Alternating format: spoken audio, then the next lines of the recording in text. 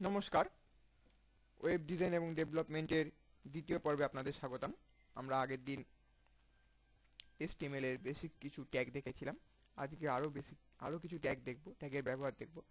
তা আমি ফার্স্টে অ্যাডোব রিমুভার CS3 ওপেন করে নিচ্ছি। আমাদের আগের ফাইলটাকেই আমরা ওপেন করছি। এর জন্য আমাদের যেতে হবে হচ্ছে কি প্রজেক্ট ফোল্ডারের ভেতরে আমরা করেছিলাম index.html, এটাকে আমি রাইট ক্লিক করে ওপেন উইথ অ্যাডোব রিমুভার করে ওপেন করে নিচ্ছি।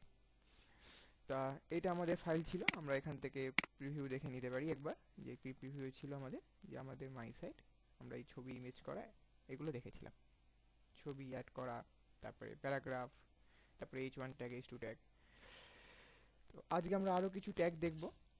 আজকে আমরা প্রথমে যে ট্যাগটা দেখব সেটা হচ্ছে গিয়ে বিয়ার ট্যাগ, অর্থাৎ আমরা কোনো লাইনকে যদি ব্রেক করতে চাই তাহলে আমরা বিয়ার ট্যাগ ইউজ করব। যেমন আমি আপনাদের দেখাচ্ছি, ইমেজ ট্যাগের নিচে আমি পি ট্যাগ নিয়ে একটা লাইন লিখছি। ধরুন পি ট্যাগ দিয়ে একটা আমি লাইন লিখলাম, P tag open, P tag close করলাম। এই পি ট্যাগের ভেতরে আমি একটা লাইন লিখছি। লাইন লেখার জন্য আমি এখান থেকে কিছু কন্টেন্ট নিয়ে আসছি। আমি যে কোনো জায়গা থেকে কন্টেন্ট নিয়ে আসতে পারি।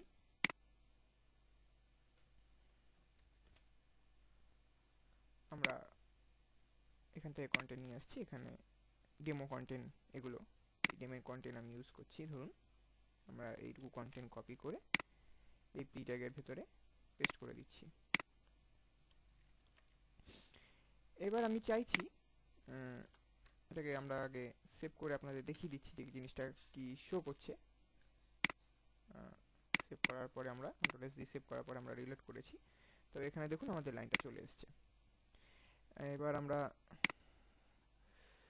চাইছি লাইনটাকে ব্রেক করতে, অর্থাৎ আমরা ধরুন চাইছি ইউটির আগে থেকে লাইনটা ব্রেক হয়ে যাক, অর্থাৎ ইউটিটা এক লাইন না থেকে নিচের লাইনে আসুক। তা এর জন্য আমরা বিআর ইউজ করবো। তো এখানে আমাদের ইউটিটা কোথায় আছে সেটা আমাদের ফার্স্টে খুঁজে বার করতে হবে। এই ইউটিটা নয়, আমাদের এই ইউটিটা, অর্থাৎ দেখুন এখানে কিন্তু দুটো লাইন আছে, কিন্তু এখানে পাশাপাশি পড়েছে ব্যাপারটা।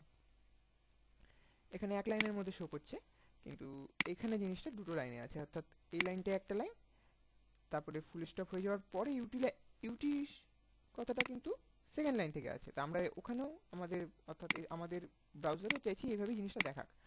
তা এর জন্য আমাদের এখানে ক্লিক করতে হবে, অর্থাৎ ফুল স্টপের পরে ক্লিক করতে হবে।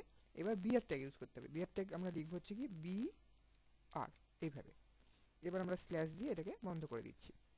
এবার যদি আমরা কন্ট্রোল এস করে সেভ করি এবং আমাদের ব্রাউজারে গিয়ে আমাদের ওয়েবসাইটটাকে রিলোড করি, তাহলে দেখবো যে ইউটিটা আমাদের ব্রেক হয়ে নিচের লাইনে চলে এসছে। কিন্তু আমরা আলাদা প্যারাগ্রাফ নিইনি, কিন্তু এক্ষেত্রে আমরা একই প্যারাগ্রাফের মধ্যে লাইনটাকে ব্রেক করে দিলাম। এবার ধরুন আমি চাইছি যে দুটো লাইন যে ব্রেক হয়েছে এর মধ্যে আরেকটু এন্টার পড়ুক কিংবা আরেকটু স্পেস পড়ুক, সেই জন্য আমরা আরেকবার বিআর দিয়ে দেবো। বিআর, বিআরটা আমরা এইভাবে যতবার দিতে থাকবো জিনিসটা ততবার এন্টার হয়ে যাবে। যেমন আমরা এন্টার দিয়ে লাইনটাকে নিচে নামাই একটা লাইন থেকে আরেকটা লাইনে, ঠিক এখানে বিআর দিয়ে জিনিসটাকে করা হয়। তো দেখুন যে আমাদের এখানে লাইনটা আরেকটু নিচে নেমে গেছে। ঠিক আছে, এইভাবে আমরা বিআর এর ব্যবহার করতে পারি। এরপর আমরা যে ট্যাগটার ব্যবহার দেখব সেটা হচ্ছে গিয়ে, আমরা ধরুন চাইছি এখানে কোনো লাইনকে হাইড করে রাখতে, অর্থাৎ আমি ধরুন এখানে লিখলাম একটা কথা, ধরুন এই ইমেজের উপরে আমি একটা লাইন লিখছি,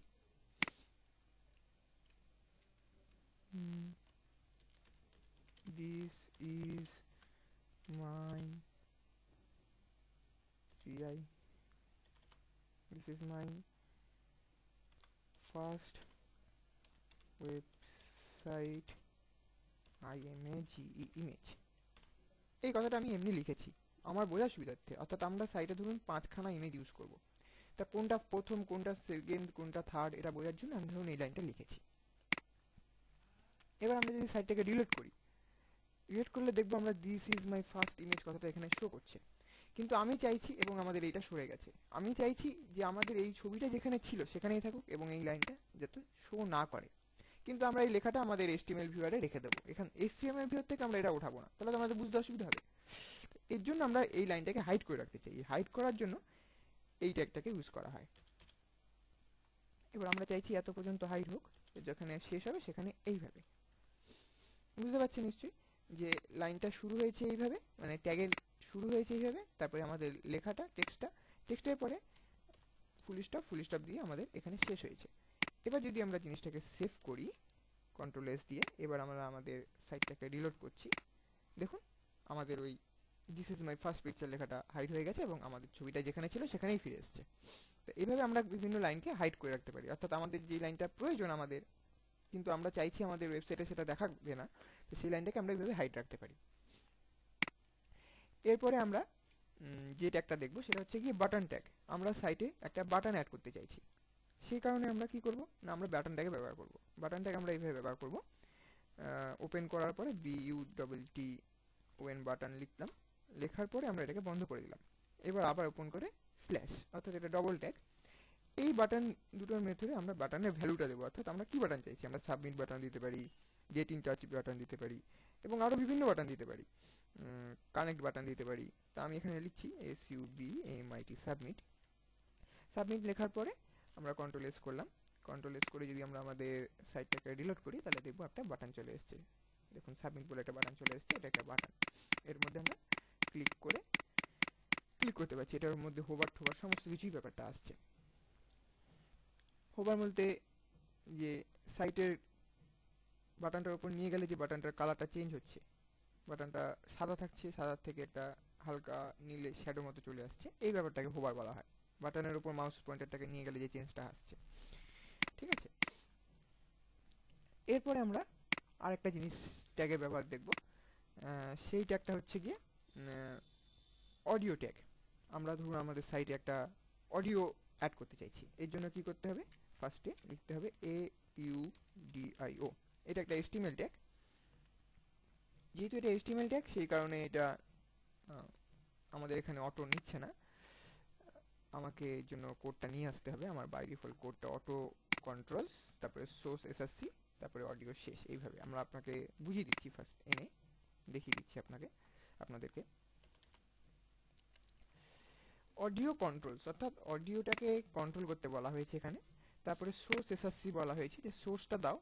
এবার এইটা হচ্ছে কি আমাদের ফাইল নেম, তা আমরা ফাইল নেমটা এটাই নিয়ে আসবো, এনে দেখাচ্ছি। তারপরে আমাদের অডিও ট্যাগটা কি, MP3 ট্যাগ, ঠিক আছে। এরপরে আমাদের অডিও ট্যাগটা ক্লোজ হয়েছে এখানে, অর্থাৎ এটা হচ্ছে কি অডিও ট্যাগটা ওপেন হয়েছে, অডিও কন্ট্রোলস যেটা, এটা অডিও কন্ট্রোলসটা শেষ হয়েছে। আর এখানে একটা সিঙ্গেল ট্যাগ রয়েছে সোর্স SRC দিয়ে, যেটা হচ্ছে কি আমাদের অডিওর যে ফাইলটাকে এই ট্যাগের সাথে লিঙ্ক করাবে।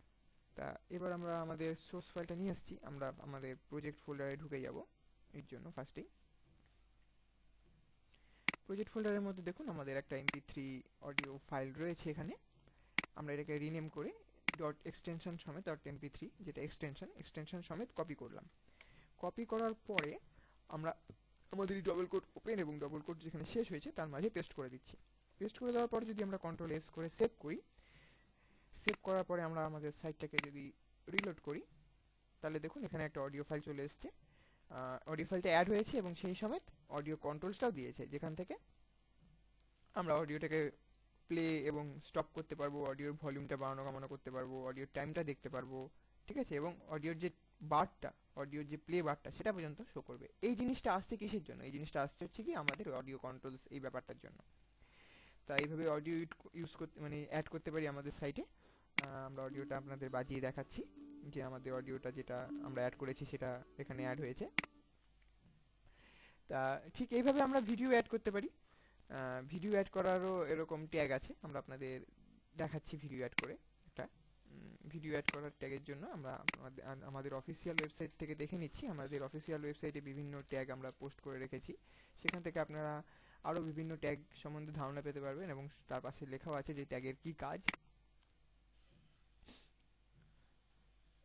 এটা আমাদের অফিসিয়াল ওয়েবসাইটের ঠিকানা নাবদিস সিনিয়র ক্রিয়েশনস, www.navdisinocreations.com। এর ভেতরে navdisinio/navdisinio/blog, এই ব্লগের ভেতরে আপনারা আমাদের how to create a website class 1 HTML tag রেফারেন্সটা দেখে নিতে পারেন। এবং এর মধ্যে আমাদের রিড মোডে ক্লিক করলে আপনি আমাদের ক্লাস 1-এর যে টিউটোরিয়ালটা সেটাও পেয়ে যাবেন। সেখান থেকে আপনারা যারা আগের টিউটোরিয়ালটা দেখাননি সেটা দেখে নিতে পারবেন।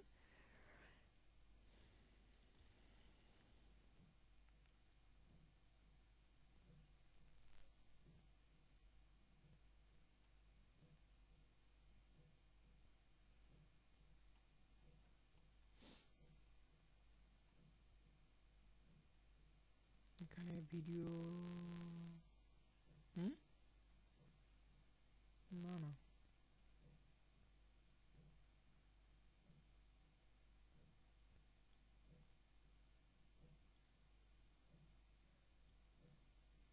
বাটন ট্যাগ তো দেখিয়ে দিলাম। বাটন ট্যাগ এই যে বডি ট্যাগ তো আছে, বডি ট্যাগটা আমরা বলে দিচ্ছি। ভিডিওটা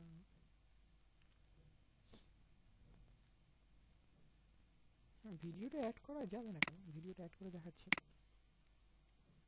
এইভাবেই ভিডিওটা অ্যাড হয়ে যেতে পারে। আমরা দেখিয়ে দিচ্ছি ভিডিওটা অ্যাড করে। ভিআইডিইও ভিডিও, এই ভিডিওটা একটা বোধহয় সম্ভবত নেই। কন্ট্রোলস CONTROLS কন্ট্রোলস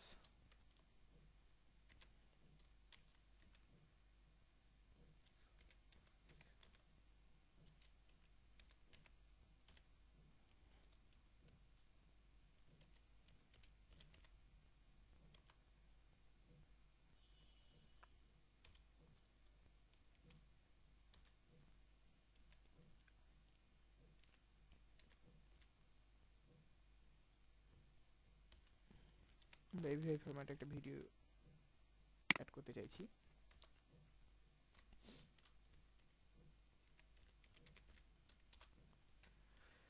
দেখে নিচ্ছি আমাদের জিনিসটা ঠিকঠাক এসছে কিনা ফার্স্টে রিলোড করে।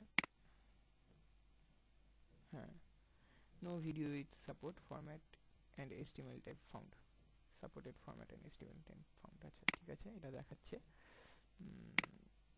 এটা যখন দেখাচ্ছে তার মানে ঠিকই আছে।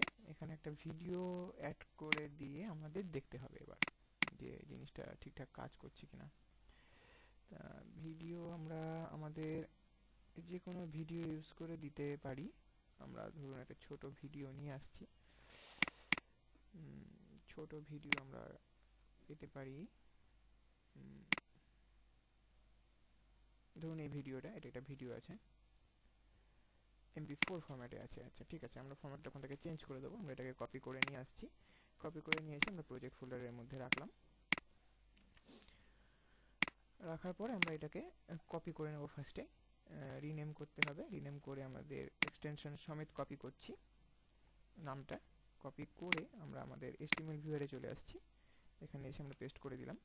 আমাদের ফরম্যাটটা AVI ফরম্যাট নয়, আমাদের ফরম্যাটটা আছে MP4 ফরম্যাট, MP4 করে দিলাম। করে দিয়ে আমরা Ctrl+S করে সেভ করছি। এবার আমরা আমাদের সাইটটাকে রিলোড করে দেখছি যে কি হয়। দেখুন আমাদের ভিডিওটা অ্যাড হয়ে গেছে। এবার আমরা এখান থেকে প্লে করে দেখে নিতে পারবো। ঠিক আছে, এইভাবে আপনারা অডিও ভিডিও দুটোই অ্যাড করতে পারবেন। ঠিক আছে, এবার যেটা দেখাবার আছে সেটা হচ্ছে গিয়ে আপনারা নিশ্চয়ই এই ব্যাপারটা জানেন। বডি ট্যাগ হচ্ছে গিয়ে বডি ওপেন এইভাবে হচ্ছে এবং বডি ক্লোজ হচ্ছে এইভাবে। HTML ট্যাগটাও জানেন, HTML ট্যাগটা ওপেন হচ্ছে এইভাবে এবং ক্লোজ হচ্ছে এইভাবে। আমরা আগের দিনই এগুলো নিয়ে আলোচনা করেছিলাম, তো আমি আরেকবার দেখিয়ে দিলাম। এরপরে আরেকটা ট্যাগ দেখাবার আছে। ধরুন আমি এই লাইনটার মধ্যে কোনো একটা জায়গাকে বোল্ড করতে চাইছি, তা সেই জন্য ধরুন আমরা চাইছি যে আমার লাইনের এই অংশটুকু বোল্ড হোক, এই অংশটুকু বোল্ড হোক। ঠিক আছে, তা কিংবা লরি স্প্যাম ডলার কথাটুকু বোল্ড হোক। তা আমরা এই লাইনটুকু দেখাচ্ছি, তা এই জন্য আমরা একটা স্ট্রং ট্যাগ ইউজ করব। STR লিখে আমি যদি এন্টার দিই তো স্ট্রং ট্যাগটা এসে যাচ্ছে। এবার আমরা যেটুকু চাইছি সেইটুকু পর্যন্ত সিলেক্ট করে আমরা তারপরে স্ট্রং ট্যাগটাকে ক্লোজ করে দিচ্ছি। এবার আমরা Ctrl+S করে সেভ করছি। সেভ করার পর আমরা যদি আমাদের সাইটটাকে রিলোড করি তাহলে দেখুন আমাদের এই অংশটুকু বোল্ড হয়ে গেছে। তো এইভাবে আমরা কোনো লাইনের মাঝে কোনো অংশকে বোল্ড করতে পারি। ঠিক আছে, এছাড়া HTML এর যে ড্রিমউইভার সফটওয়্যারটা, যে সফটওয়্যারটা আমি ইউজ করছি তার কিছু ফিচার্স আছে বাই ডিফল্ট। যেমন আমি এই লাইনটা সিলেক্ট করলাম, সিলেক্ট করে আমি কালার দিতে চাইছি উইদাউট কোডিং কালার দেওয়ার জন্য নিচে দেখুন একটা প্রপার্টিস প্যানেল আছে। এই প্যানেলে গিয়ে আমি এইখান থেকে টেক্সট কালারটাকে সিলেক্ট করে দিলে কালার এসে যাবে। অটোমেটিক কোডও চলে আসবে স্প্যাম ক্লাস স্টাইল 1 বলে, এবং স্প্যাম শেষ হচ্ছে এখানে। তো আমি এখানে সেভ করে দিচ্ছি, জিনিসটাকে সেভ করে দেখাচ্ছি আপনাদের রিলোড করে যে এখানে কালার এসে গেছে। দেখুন এই লাইনটুকু কালারটা চেঞ্জ হয়ে গেছে। তো এইভাবে আপনি প্রপার্টিস থেকে কালার, স্টাইল, তারপরে বোল্ড ইটালিক এই ব্যাপারগুলো করতে পারবেন, সাইজ বড় ছোটও করতে পারবেন টেক্সটের। যেমন আমি এখানে দেখিয়ে দিচ্ছি, ধরুন লাইনের যে লাইনটুকু লাল হয়েছে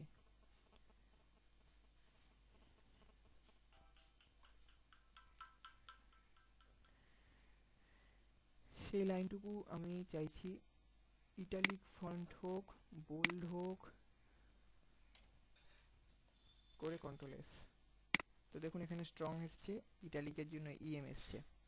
এবার আমরা এটাকে রিলোড করছি। রিলোড করার পরে দেখুন এটা ইটালিক এবং বোল্ড ফন্টে এসে গেছে এইটুকু। এবার আমি চাইছি এই জায়গাটুকু কোনো একটা জায়গা টেক্সটের কালার সাইজটা বড় হোক, ফ্রন্ট সাইজ। তো আমি এই জায়গাটাকে সিলেক্ট করে নিচ্ছি। এই জায়গাটুকু সাইজটাকে আমি চাইছি একটু অন্যরকম হোক। তো আমরা এখানে 36 করে দিলাম। স্প্যাম ক্লাস সাইজ স্টাইল 2 বলে একটা এসে গেল কোড, এবং স্প্যামটা শেষ হয়েছে এখানে, এবং এই লেখাটুকু তার ভেতরে রয়েছে। তো এবার আমরা যদি আমাদের সাইটটাকে রিলোড করি, তো এখানকার দেখুন সাইজটা বড় হয়ে গেছে, যেহেতু আমরা অনেক বড় ফন্ট দিয়েছি সেই জন্য এই অংশটুকু অনেক বড় দেখাচ্ছে। এইভাবে আপনি আপনাদের লেখার স্টাইল সমস্ত কিছু চেঞ্জ করতে পারেন। এবার আরেকটা জিনিস আমি দেখাবো, সেটা হচ্ছে কি ইমেজ ক্রপের ব্যাপার। এটা খুবই ইন্টারেস্টিং ব্যাপার। এটা ভালো করে দেখুন যে আমাদের ইমেজটার এটা সাইজ কি আছে আমরা কিভাবে জানবো। আমরা এখানে ইমেজটার উপর রাইট ক্লিক করে ইনস্কেপ এলিমেন্ট থেকে আমাদের সাইজটা জেনে নিতে পারি যে ইমেজটার এখন বাই ডিফল্ট কি সাইজ আছে। দেখুন ইমেজটার সাইজ আছে 620x465। ঠিক আছে, আমরা আমাদের প্রজেক্ট ফোল্ডার থেকেও ইমেজটার সাইজ দেখে আসতে পারি। আমাদের প্রজেক্ট ফোল্ডার এটা, প্রজেক্ট ফোল্ডারের মধ্যে ইমেজটা পিকচার ওয়ালপেপার ডট জেপিজি বলে আমরা অ্যাড করেছিলাম ইমেজটাকে। এটার সাইজ আমরা এইভাবে দেখে নিতে পারি 620x465 আছে। ঠিক আছে, তার মানে ওখানে ঠিকই দেখাচ্ছে আমাদের ব্রাউজারের সাইজটা, এখানেও 620x465 দেখাচ্ছে। এবার আমরা এই সাইজটাকে চাইছি ক্রপ করতে, ছোট অথবা বড় করতে। এর জন্য কি করব, আমাদের image SSC is equal to picture hyphen wallpaper dot JPG, যেখানে ডবল কোডটা শেষ হয়েছে, তারপরে গিয়ে আমরা হাইট অথবা উইথ সেট করে দেবো। এখানে উইথটা সেট করে দিলে হাইটটা অটো নিয়ে নেবে। যেমন আমি এখানে উইথটা দিয়ে দিচ্ছি 200 করার পরে যদি আমি এখানে কন্ট্রোল এস করে সেভ করি জিনিসটাকে, সেভ করার পরে আমরা আমাদের সাইটটাকে রিলোড করি, দেখুন এটা ছোট হয়ে গেছে, এবং এই পিকচারটার উপরে গিয়ে আপনি দেখুন এটা অটোমেটিক 200x150 নিয়ে নিয়েছে। কিন্তু আসল যে সাইজটা সেটা কিন্তু আমাদের নিচে দেখাচ্ছে, যেখানে আমি সিলেক্ট করে রেখেছি সেখানে 620x465, কিন্তু আমরা যখন ব্রাউজারে দেখছি তখন কিন্তু ওটা 200x150 দেখাচ্ছে। যেহেতু আমরা শুধু হাইটটা দিয়েছি, এই উইডথটা দিয়েছি, হাইট দিইনি, এই কারণে এইটা হাইটটা অটো নিয়ে নিয়েছে। আমরা এখানে হাইটটাকেও ফিক্সড করে দিতে পারি। হাইটটা ধরুন আমি ফিক্সড করে বলছি যে হাইটটা হোক, তোমার হাইট হও 200, ওখানে 150 না হয়ে 160 হও। আমরা কন্ট্রোল এস করলাম, কন্ট্রোল এস করে যদি আমরা আবার সাইটটাকে রিলোড করি, তাহলে দেখুন এবার সাইজটা 200x160 দেখাচ্ছে। আগের বার অটো নিয়েছিল, এবার আমরা হাইট উইথ দুটোই ফিক্সড করে দিয়েছি। এবার আমরা চাইছি যে ঠিক আছে হাইট উইথ দুটো ফিক্সড আছে, তা হাইটটা থাকুক, আমরা উইথটাকে উঠিয়ে দিচ্ছি। উইথটাকে আমরা উঠিয়ে দিলাম। উঠিয়ে দিয়ে আমরা যদি কন্ট্রোল এস করি, তাহলে কি দেখব, তাহলে দেখুন আমরা সাইটটাকে রিলোড করার পরে দেখছি যে এটা অটো নিয়ে নিয়েছে হাইটটা। এর ক্ষেত্রে আবার উইথটা অটো নিয়ে নিয়েছে, অর্থাৎ হাইট দিয়েছি উইথ অটো নিয়েছে। আগের বার উইথ দিয়েছিলাম, হাইট অটো নিয়েছিল। এখানে 214x160 দেখাচ্ছে। যদি আমরা 150 দিই হাইটটাকে, তাহলে দেখুন 200 দেখাবে।